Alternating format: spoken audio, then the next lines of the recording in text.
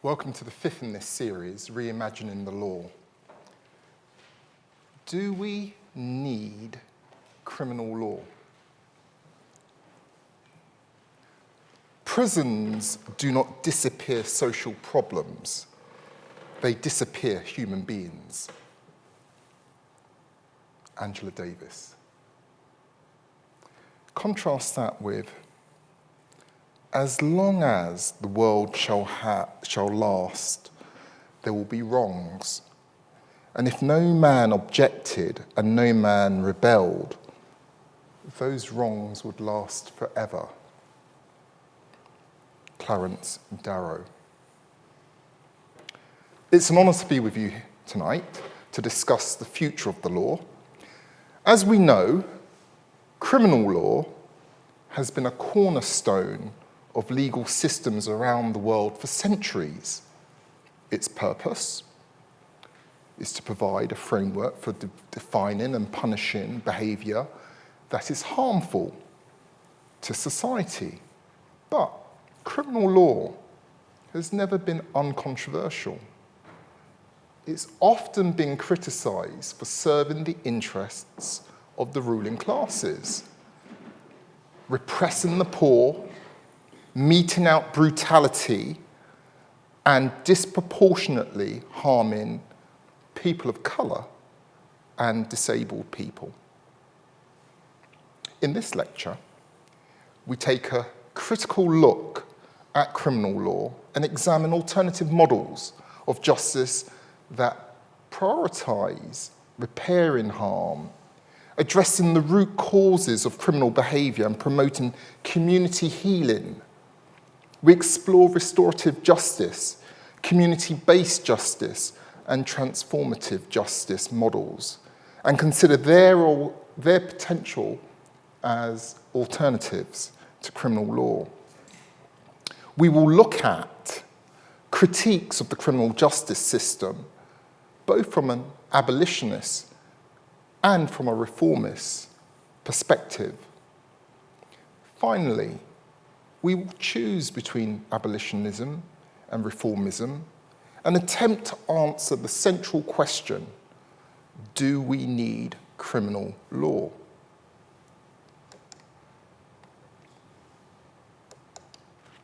So, what is criminal law for? You see, criminal law differs from civil law in that it is punitive rather than compensatory. In a civil case, the primary goal is to compensate a person, usually financially, for the wrong done to them. By contrast, in a criminal case, the goal is to punish a person, to inflict suffering on them by way of retribution for a wrong they have committed. The deliberate infliction of suffering has always been politically, morally, and philosophically controversial. That gives rise to the basic question, why do we have criminal law at all? Now, in 50 minutes, we don't have time for more than a very broad overview of the philosophy of punishment. But broadly speaking, there are two main justifications for criminal punishment. One is retribution, based on an idea that a person should be punished for their wrongdoing simply because they deserve to be. The other is consequentialist, based on the idea that punishment serves certain social ends. For example, punishment may deter the offender from reoffending. It may deter others from offending. It may incapacitate the offender so as to prevent them from offending again. And it may rehabilitate the offender, encouraging them to change their behaviour in the future. When our judges sentence, they usually take into account all of these objectives to some degree. In England and Wales, Section 57 of the Sentencing Act 2020 tells judges that in adult criminal cases, they must have regard to the following for the purposes of sentencing: the punishment of offenders, the reduction of crime, including its reduction by way of deterrence, the reform and rehabilitation of the offender, the protection of the public, and the making of reparations by offenders to persons affected by their offences. Let's now look at some of the criticisms of criminal punishment as administered in contemporary societies. So, critiques of the criminal law. Critiques of the criminal justice system can be broadly divided into reformist and abolitionist critiques. Broadly speaking, reformist critiques accept that the criminal justice system should continue to exist in some form. They argue for reforms within the system, such as sending fewer people to prison, greater use of alternatives such as non-custodial sentences, and restorative justice, better prison conditions, better funded legal aid. Abolitionists, by contrast, call for the abolition of the criminal punishment altogether. Famous abolitionists include Angela Davis, who wrote the landmark book on the subject, Are Prisons Obsolete?, and Mariam Kaba. In this lecture, we're going to be engaging with both reformist and abolitionist critiques. So, without further ado, let's turn to some of the core criticisms of criminal law.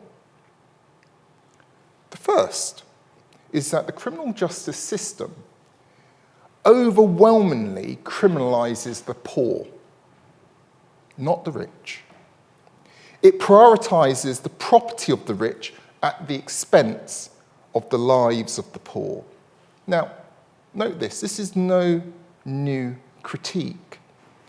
As Anatole France famously said, "The law in its majestic equality forbids rich and the poor alike to sleep from under bridges, to beg in the streets, and to steal loaves of bread."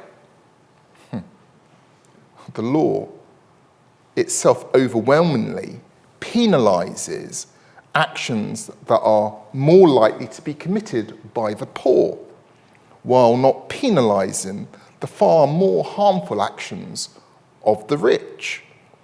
As criminologist Alex Vitali says in his work, The End of Policing, the criminal justice system excuses and ignores crimes of the rich that produce profound social harms, while intensely criminalising the behaviours of the poor and non-white, including behaviours that produce few social harms.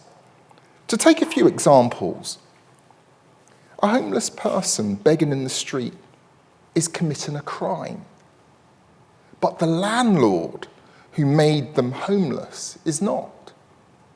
Stealing a sandwich to feed oneself is a crime, but owning a payday loan company that plunges many families into poverty and hunger is not. Fly tipping is a crime, but owning an oil company that contributes disproportionately to climate change is not. The second critique, which is closely related to the first, is that poor communities are the most heavily policed, and that the state uses policing and incarceration instead of putting in the necessary resources into these communities to solve social problems. Instead of responding to homelessness, by providing housing, or responding to mental illness and drug addiction by providing adequate health care. We respond to both by locking people up. In his book, Vitali refers to 3 homeless men who were killed by the police in the United States. Now, he acknowledges that these 3 men posed regular threats to public order and, in some cases, public safety. However, he argues that the use of the police to manage those threats was largely ineffective and ultimately deadly. These individuals were immune to threats of arrest and incarceration, which they had all experienced in the past. You see, the criminal justice system, with its emphasis on punishment, could not address the underlying and intertwined problems of homelessness, mental illness, and substance abuse that drove to their problematic behaviours. He goes on to point out that it would be cheaper to provide permanent housing and support services to homeless people than to keep on arresting them and jailing them. Drug abuse is too often linked with poverty. As Vitali highlights, many people involved in the drug industry don't really have a drug problem, they have a job problem. Many others have drug problems that directly stem from the economic conditions they struggle with. There is no way to reduce the widespread use of drugs without dealing with profound economic inequality and a growing sense of hopelessness.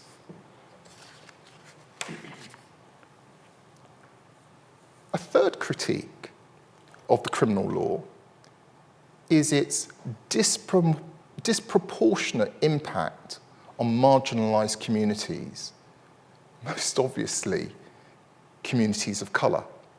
Now, I've touched upon this in several of my previous lectures, but let's look at it from a slightly different angle. In the United States, it's often pointed out that the history of the criminal law is deeply rooted in the country's long history of exploiting and criminalising black people.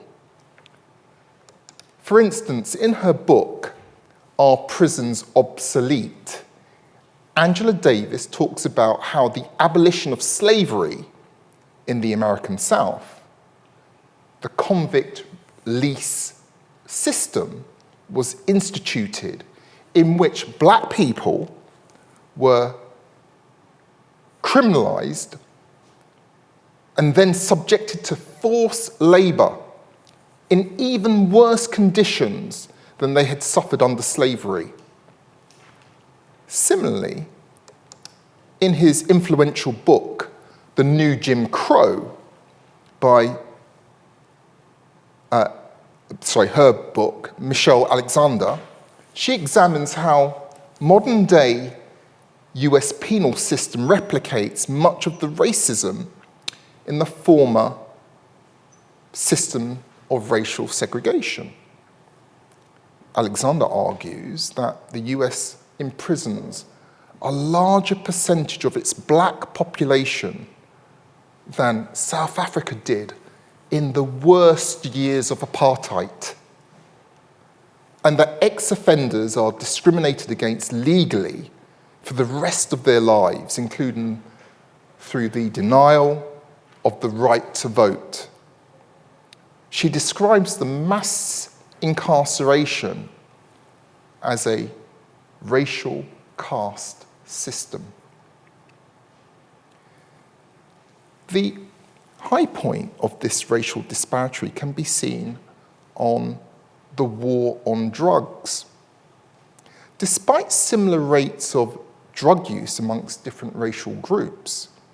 Individuals from minority communities are more likely to be arrested, more likely to be charged, more likely to be sentenced to longer prison terms for drug offences. Much has been written about the racial disparities in drug policing in the US.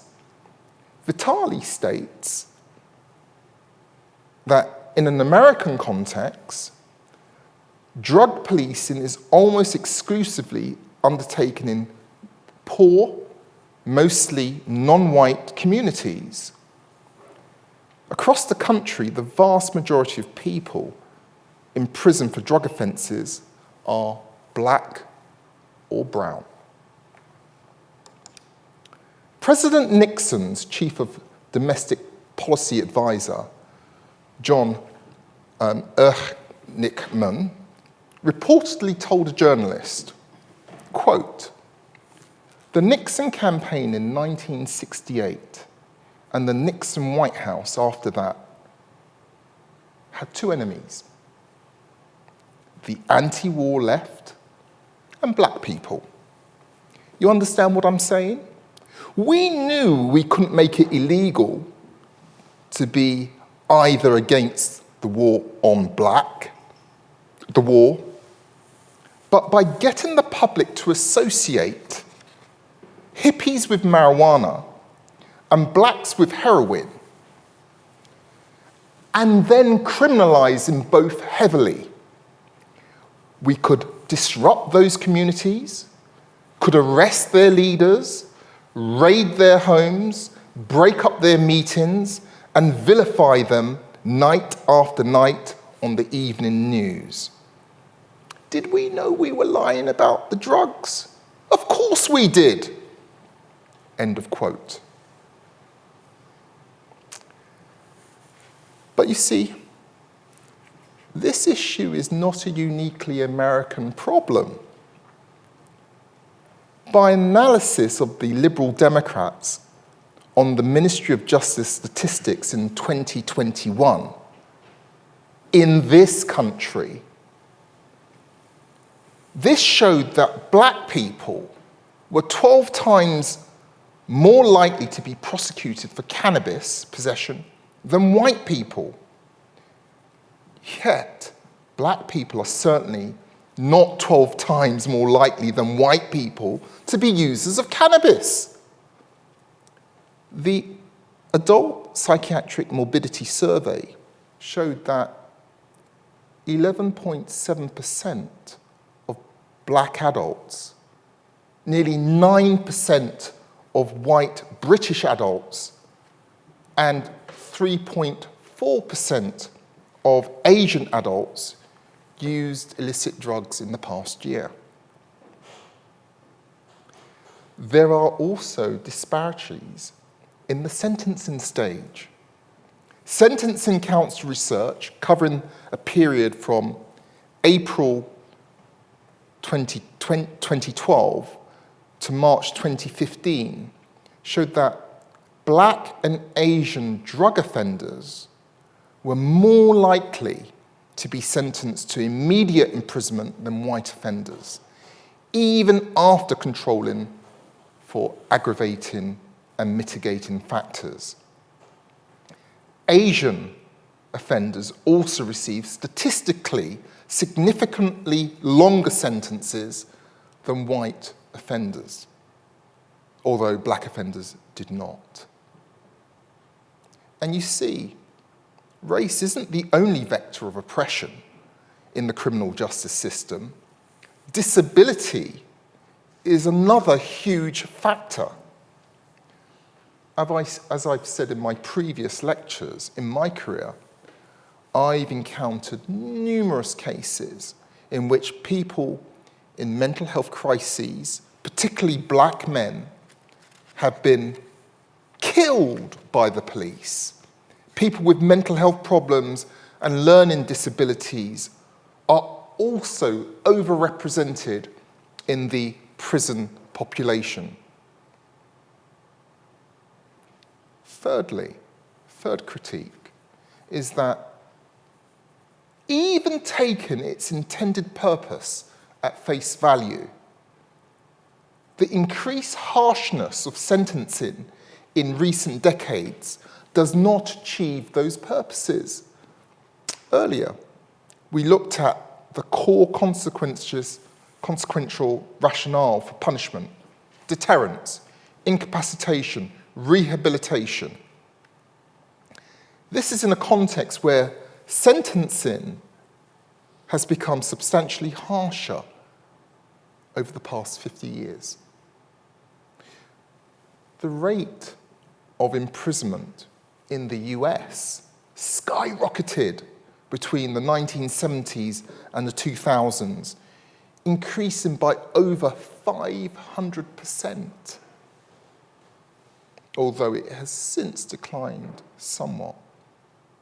The rate of imprisonment in England and Wales per capita is significantly lower, but has also increased over time.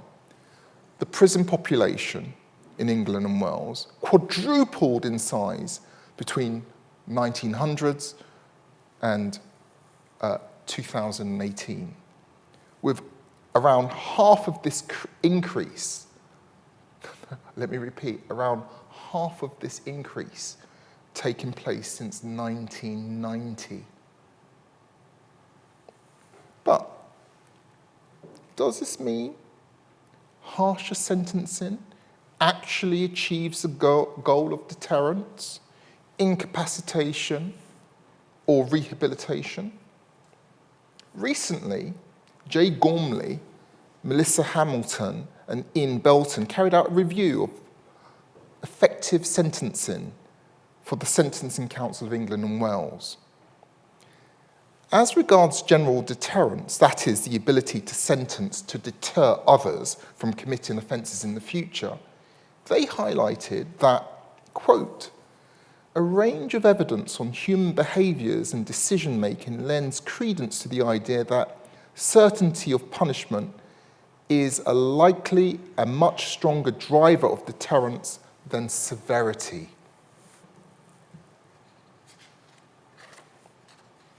As regards the effect of sentencing on the individual offender, Gormley and colleagues found that using more severe deterrent sentences, in particular custody, rather than non-custodial disposals, does not reduce reoffending. On the contrary, researchers have found evidence for the criminal effects of incarceration. Prison is a social environment where prisoners are exposed to pro-criminal attitudes, learn from other prisoners' behaviours, and are incentivized to adjust to prison life and criminality in general. Further, the challenging events inmates experience, such as loss of autonomy and privacy and victimization, may trigger psychological strain and provoke criminal coping strategies. Ex-prisoners also suffer from the negative social and economic effects of being labelled as such. They find in particular that short sentences of imprisonment may hinder positive outcomes, making reoffending more likely. Now, of course, this is an area where an abolitionist and a reformist response might be different. A reformist might respond to this research by advocating less use of imprisonment, more use of non-custodial sentences, and more diversion such as restorative justice. They might point out that the research I've just referred to doesn't say that punishment is useless, rather it merely challenges the assumption that greater harshness of punishment, as opposed to greater certainty of punishment, increases its effectiveness in reducing crime. However, the abolitionists, by contrast, would say that this is simply putting a sticking plaster on the brutality and injustice of policing and prisons, and that the end goal should be to abolish criminalisation entirely. Angela Davis, she argues that frameworks that rely exclusively on reforms help to produce the stultifying idea that nothing lies beyond the prison. At the same time, it would be wrong to caricature abolitionists as blue sky thinkers. As the abolitionist Mariam Kaba argues, abolitionists are also involved in campaigns that win politically achievable reforms. She argues that the abolitionist groups have often led fights for better conditions, connecting them to more transformative political possibilities, and that abolitionists have been at the forefront of campaigns such as decriminalisation of drug use, sentencing reductions, and better prison conditions. So, what are the alternatives to criminal law? Are the abolitionists or the reformists right? In the next section of this lecture, we will explore some alternatives, some alternative models of justice that have been proposed to address the critiques of criminal law and create a more just and equitable society. Restorative justice. This is an approach to justice that aims to repair the harm caused by criminal behaviour, rather than merely punishing the offender. Unlike criminal law, which tends to be adversarial and punitive, restorative justice is collaborative and focuses on the needs of the victim, the offender, and the community at large. At its core, restorative justice seeks to heal the harm that has been done, rather than merely punishing the offender. It recognises that crime is not just a violation of the law, but is also a violation of the relationships between individuals and the wider community. By bringing together the parties involved in a crime, including the victim, the offender, and the community, restorative justice seeks to repair the damage caused by the crime and to restore those relationships. It's based on a number of principles that differentiate it from criminal law. Firstly, it recognises that crime is a violation of people and relationships, and not just the law. This means that the focus is on repairing harm and restoring relationships rather than merely punishing the offender. Secondly, it's collaborative, with all the parties involved in the process. This means that victims, offenders, and the wider community are all involved in the process of repairing harm and restoring relationships. Thirdly, it is a process that is driven by the needs of those involved. This means that the process is flexible and can be adapted to meet the needs of the people involved in each case. Now, restorative justice can take many forms, but generally involves bringing together parties involved in the crime to discuss the harm that has been caused and to find ways to repair that harm. This may include face-to-face meetings between victim and the offender, facilitated by a trained mediator or facilitator. It could also include community meetings where the wider community is invited to participate in the process of repairing harm and restoring relationships. One of the key benefits of restorative justice is that it can help to address the root causes of criminal behaviour, rather than just simply punishing the offender for their actions. Restorative justice seeks to understand the reasons behind the behaviour and to address those underlying issues. For example, if an offender has committed a crime due to an addiction or mental health issues, restorative justice may involve connecting that person with the support and resources they need to overcome those issues. Restorative justice also has the potential to reduce reoffending by addressing the root causes of criminal behaviour and providing support for offenders. It can help to prevent them from committing further crimes. There is evidence for this. According to a 2008 evaluation by academics at the University of Sheffield, commissioned by the Ministry of Justice, those offenders who participated in restorative justice committed statistically significantly fewer offences in terms of re-convictions than those who did not.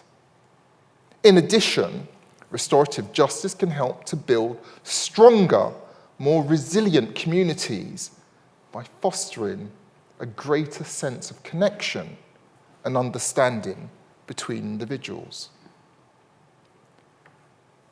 Ideas akin to restorative justice have been practiced in many cultures and are often deeply rooted in non-Western traditions of justice. For instance, as I mentioned in the last lecture, the Navajo tradition of peacemaking has a lot in common with restorative justice. The peacemaker program in the Navajo Nation coexists with formal tribal court systems, and its purpose is to bring parties together to talk out disputes to reach agreement, with the peacemaker acting as a facilitator. Despite its potential benefits, restorative justice is not without its challenges.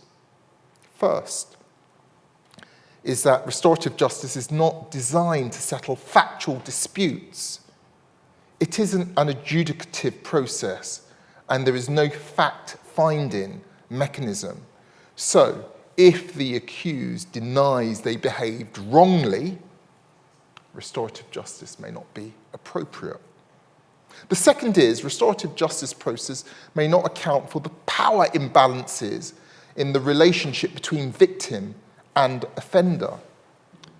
For example, in the context of sexual and gender-based violence, Sarah Dare and Abigail Barefoot write, the lack of a formalised structure may actually allow the offender to re-victimise and re-traumatise a survivor through threats, direct or implied, and intimidation. And even where direct safety and well-being are well protected, restorative justice can still marginalise the psychological needs of victims and survivors. This, of course, can be mitigated through the use of skilled facilitators who are able to keep victims safe, but there will be many times when restorative justice is just not an appropriate or safe option.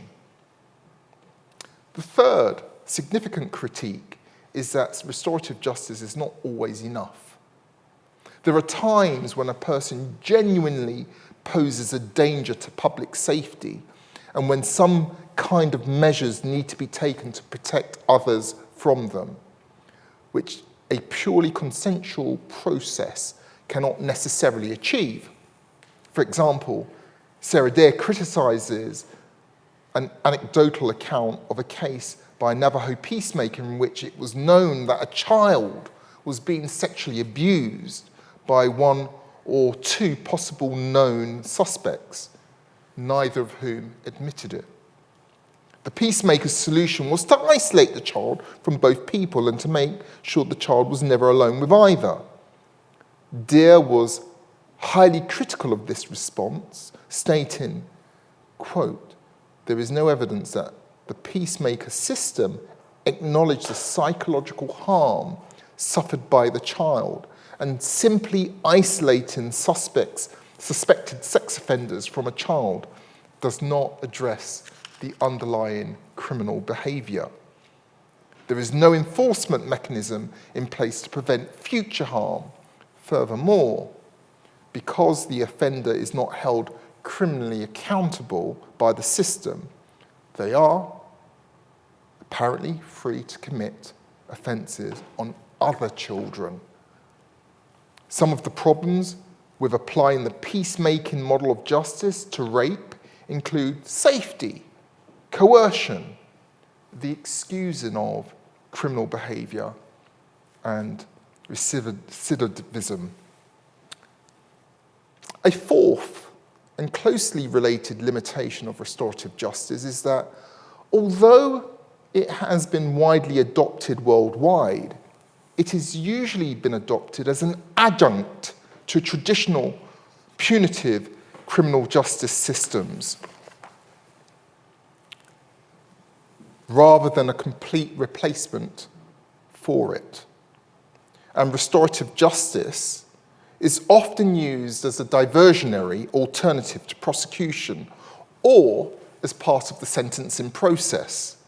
But in both cases, if the parties do not agree to restorative justice or the process breaks down, the spectre of criminal punishment continues to hang over the offender's head.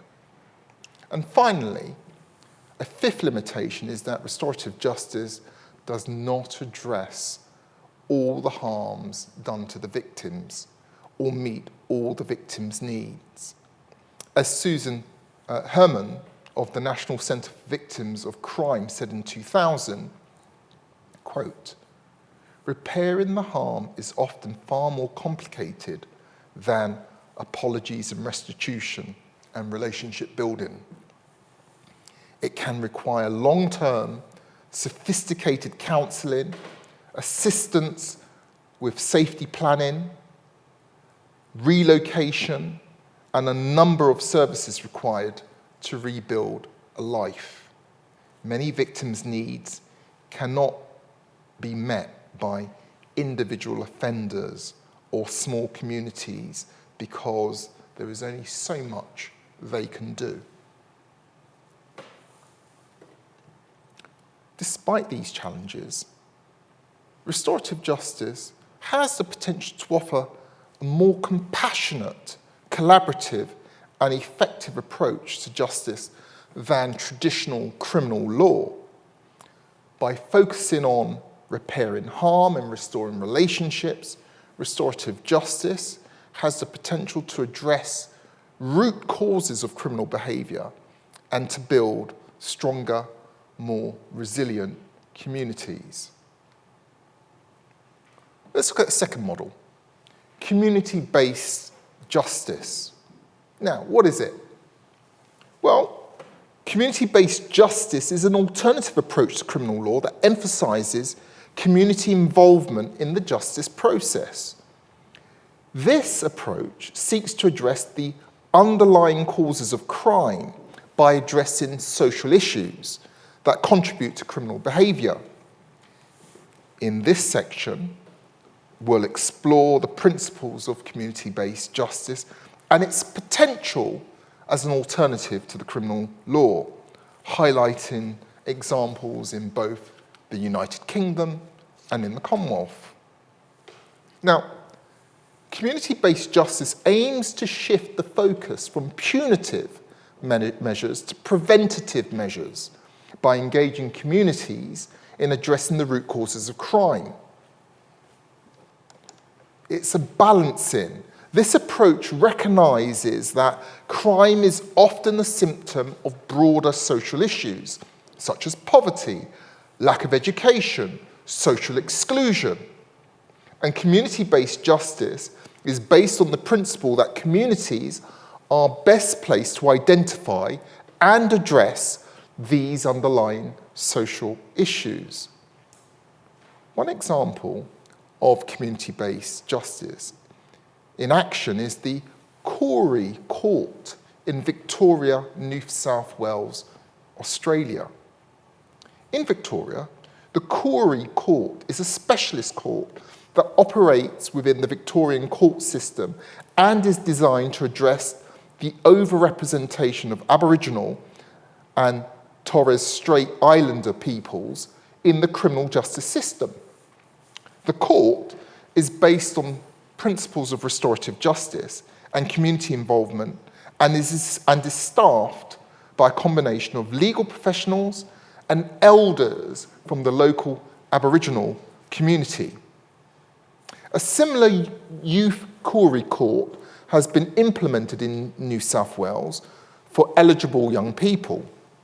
There is evidence that the Victorian Corey Court improves experiences within the justice system for the accused through the provision of culturally appropriate court setting and process, the involvement of elders and community members in the court, and the adoption of an inclusive approach by judges and legal representatives. There's also evidence that it may reduce repeat offender rates. An empirical study of the New South Wales Youth Corey Court showed that Indigenous young people referred to the court were less likely to be sentenced to detention. They were also less likely to be reconvicted and less likely to be sentenced to detention at reconviction. Although the difference in the reconviction rates was not statistically significant. Now, community-based justice has the potential to be more effective and inclusive than the traditional criminal law. By involving communities in the justice process, community-based justice can address the root causes of crime by those who have been affected by it. It can also help to build trust between communities and the justice system, which can lead to better outcomes for everyone involved. However, there's also however. Like restorative justice, community-based justice mechanisms such as the Corey courts operate as an adjunct to mainstream criminal justice systems rather than as a standalone replacement to it. Indeed, the Corey court is an integral part of a state-run criminal justice system. And although community elders are involved in the sentencing decisions, it is a judicial officer who makes the final decision. So this is unequivocally a reformist rather than an abolitionist approach to criminal justice. The state and its courts still have the final say. Transformative justice, let's look at that. This is a relatively new concept which seeks to address the root causes of harm, violence and crime through a transformative process that empowers individuals and communities to build relationships and address systemic inequalities. Unlike criminal law, which focuses on punishment and maintaining the status quo, transformative justice seeks to create a new system of justice that prioritizes healing, accountability, and community building. It's based on principles of accountability and empowerment and transformation. It recognizes that harm is caused not only by individual actions, but also by systemic inequalities and power imbalances. It seeks to address these underlying issues by creating space for open dialogue, community engagement, and personal growth.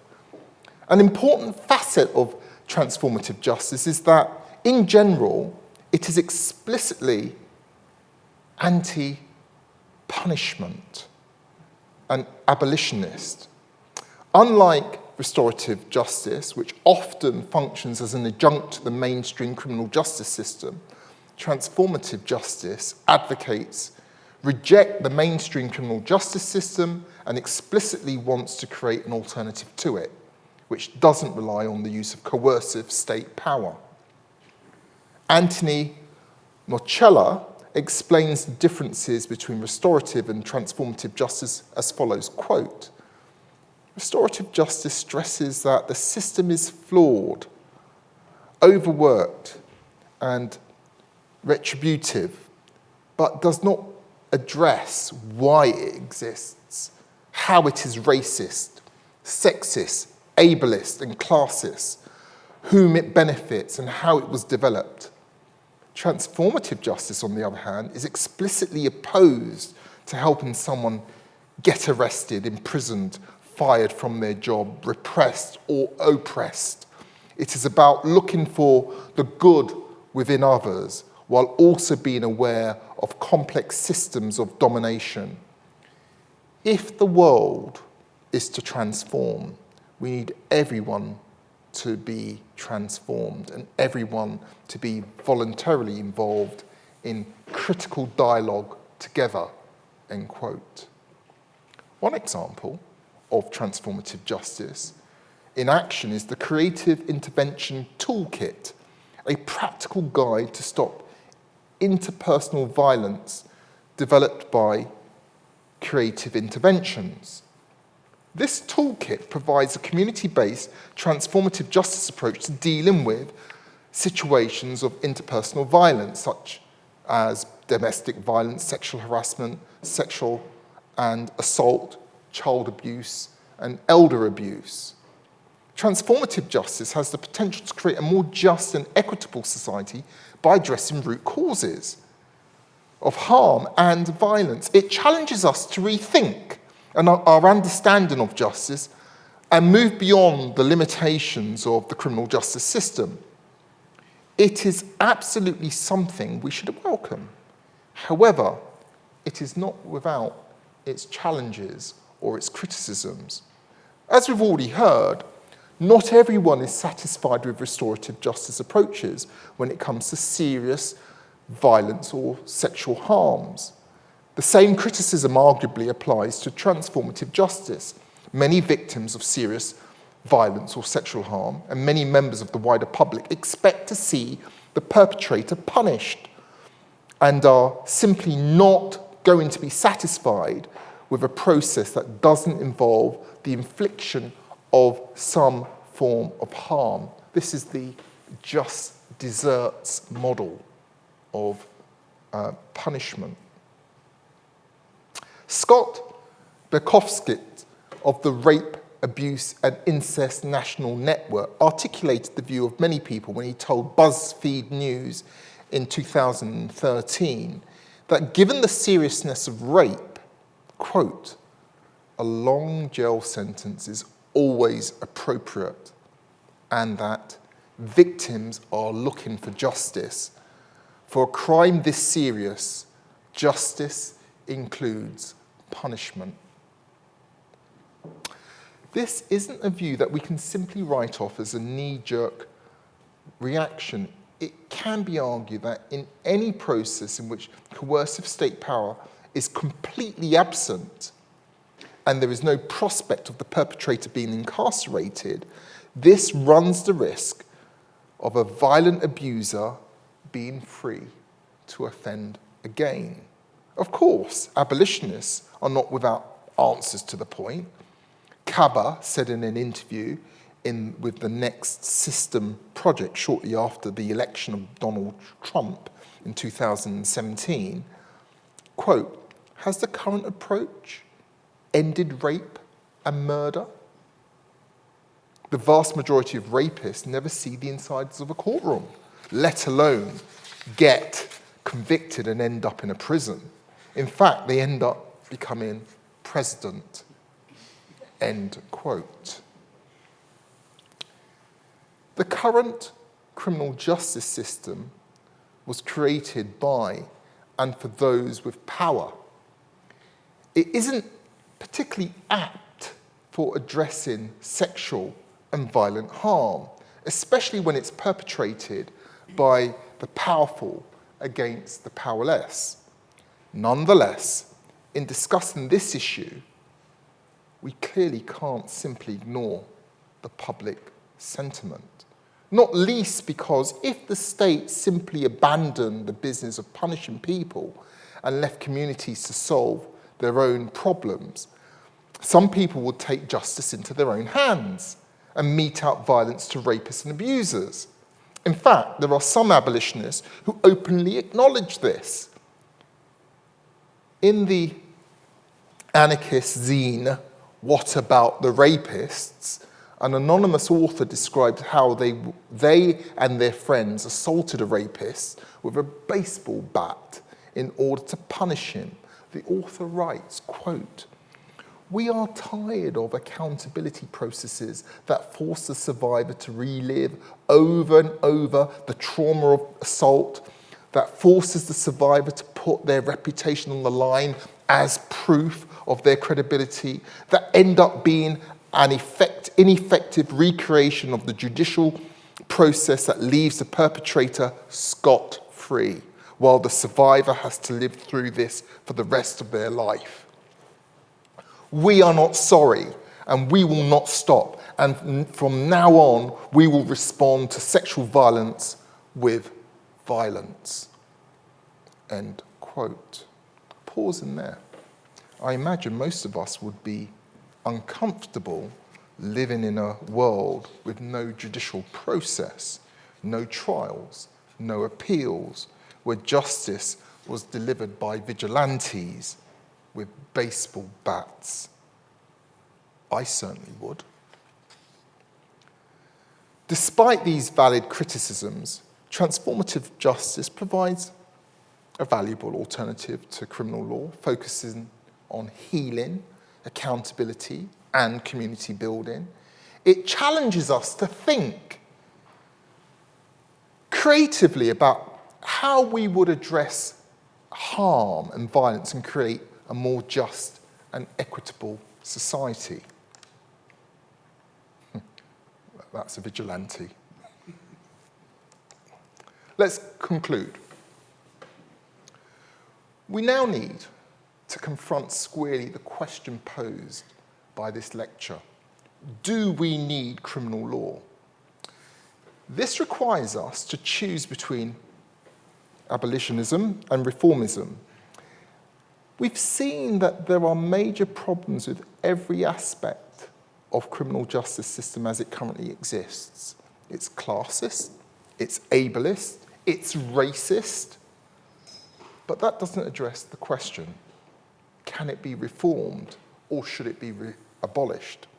In itself, it's not controversial to say that restorative justice is a good thing or that it should be more widely used. Restorative justice is used in many countries around the world, including the United Kingdom. It's produced good results and received widespread approval from academics, judges, and policymakers. But it generally functions as an adjunct to the criminal justice system, not as a replacement to it. And as we've heard, restorative justice has limitations. It doesn't have the kind of fact-finding process, and so it is unsuitable for adjudicating guilt and innocence. Not all victims want to engage in it or feel safe in doing so. It doesn't necessarily tackle the structural causes of the criminal justice, rather than being a mere replacement for it. Offenders still have to live with the spectre of conviction and punishment hanging over their heads. Similarly, community-based approaches to justice normally function as add-ons to the formal court, not as a replacement for it. Transformative justice, on the other hand, is more ambitious. In general, it's an explicitly anti-prison and abolitionist alternative to the formal justice system. It rejects integration into the formal justice system. It's also a much more radical form of justice that's rooted in anti-racism and anti-capitalism politics. It seeks to address the root causes of criminal behaviour and to transform the conditions that lead to crime. This approach recognises that crime is often the result of structural inequalities, oppression, and violence, and seeks to address those underlying causes and issues through social and political change.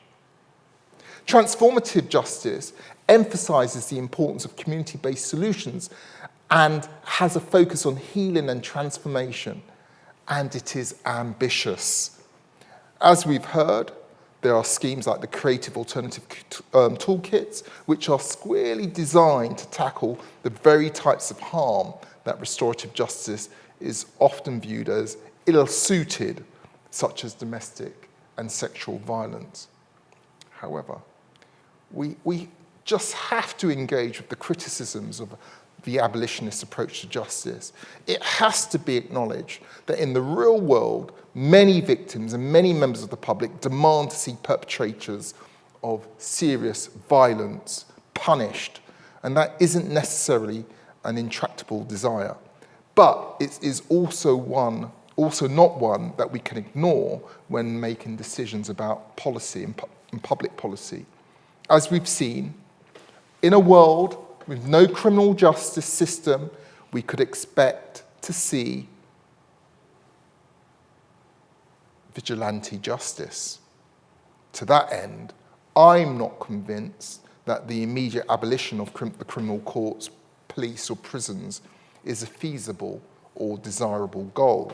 However, the exploration of these alternatives does offer a valuable perspective, insight on the limitations of our current system and the possibilities for change. We should acknowledge that the criminal punishment cannot solve the underlying problems, social problems that cause harm and conflict in our society, and often make them worse. We should challenge the gross inequality and injustice that our capitalist economy and the structural racism that often accompanies it. And we should push for all communities to have high quality education, housing, jobs, and healthcare, accessible to all. We need to expand the space for restorative, transformative, and community-based approaches to conflict resolution. If we take these steps, the role of criminal justice in our society may well diminish. Thank you.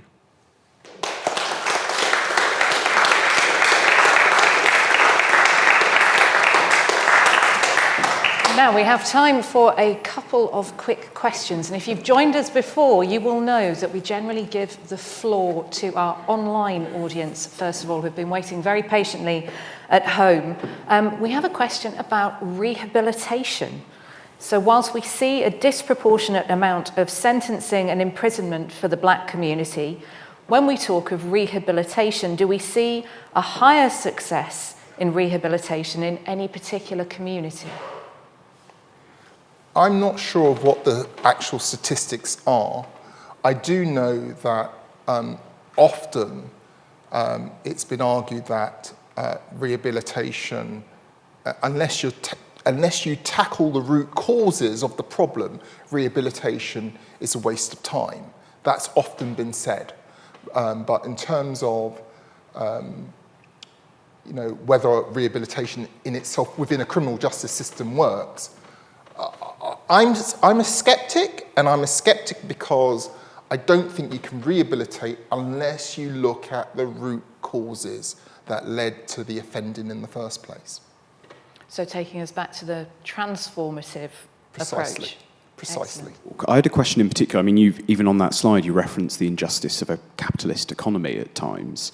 Whether you thought any of the alternative justice systems fare better or worse in a case where the crime is committed by a business, political institution or government against a person, rather than a person against a person. Great. those of you who might hazard a guess at my politics, I would argue that perhaps in that situation, a strong, robust, just deserts, deterrent approach might be appropriate. And I say that, and I say it a little bit tongue-in-cheek, but I do say that because we have seen, you just need to look at the statistics, that when the roles are reversed, when in white-collar crimes, in business crimes, in corporate manslaughter, companies oftentimes get off and don't face their just deserts. So perhaps I'm trying to have my cake and eat it too, but I think you'll forgive me for that, given the conviction rates for white-collar crimes. We also have a question online about gender imbalance. So a comment pointing out that the law doesn't just have a bias between rich and poor, but has historically been written by men. Totally. What are your thoughts about that gender imbalance? I absolutely agree. I think that's spot on. One area of my practice where I've seen that is the disproportionate imprisonment of women for crimes that relate to poverty, whereas and having so many women in women's prisons being kept away from their children. There has been an approach which is very much within a criminal model, where some of the alternative models would have been much more appropriate if the underlying causes of those women's crimes were addressed. It tends to be shoplifting, drug offences, things like that, but generally because people are trying to feed their kids, as opposed, these are offences committed because of poverty or social conditioning, as opposed to people being bad, whatever bad means. And I was particularly struck by when you mentioned about the fact that the cost-benefit analysis for incarceration, even that proves that it's not cost-effective to lock people up. So if that's the case, why do you think we haven't seen more traction for alternative approaches? Because I was struck by the fact that this is public money, this is public spending, isn't it? Because the answer is straightforward and simple. It's not politically expedient to argue for some of these alternative models. The argument you will be met with, oh, you're just being woke, oh, you're just being soft on crime, oh, you're just being soft on criminal. Some of these alternative models, which take real deep thinking and understanding in terms of the root causes, are not politically expedient. They don't win votes. It's as simple as that. So, at the risk of dragging you into a political debate, I'm mindful of some of the attack ads that have appeared in the last few days and weeks. What do you make of those? Well, they prove my point, don't they? They precisely prove my point that you have both the government and the main opposition running the same arguments, trying to attract a section of the population, a populist section of the population, with the idea that we need to be tough on crime, we need to very much embrace a criminal justice model without addressing the root causes of crime. So, but I'm not meant to be political. So we're going to have to wrap up. If there are no more questions from the hall, we do have a snap question from the online audience, which is probably quite unfair to ask you, but I'm going to do it anyway. And it is, if you had the choice, if you had to make a snap decision, which would you like to see, reformist or abolitionist? Oh, I think I would be a reformer. I think I would, for the simple reason, I would be very uncomfortable about people walking around with baseball bats. Yes, I think that's a very good note to end on. So it only remains for me to thank Professor Leslie Thomas, KC, very much for an incredible lecture, and to thank you all and those of you at home for joining us. Thank you very much.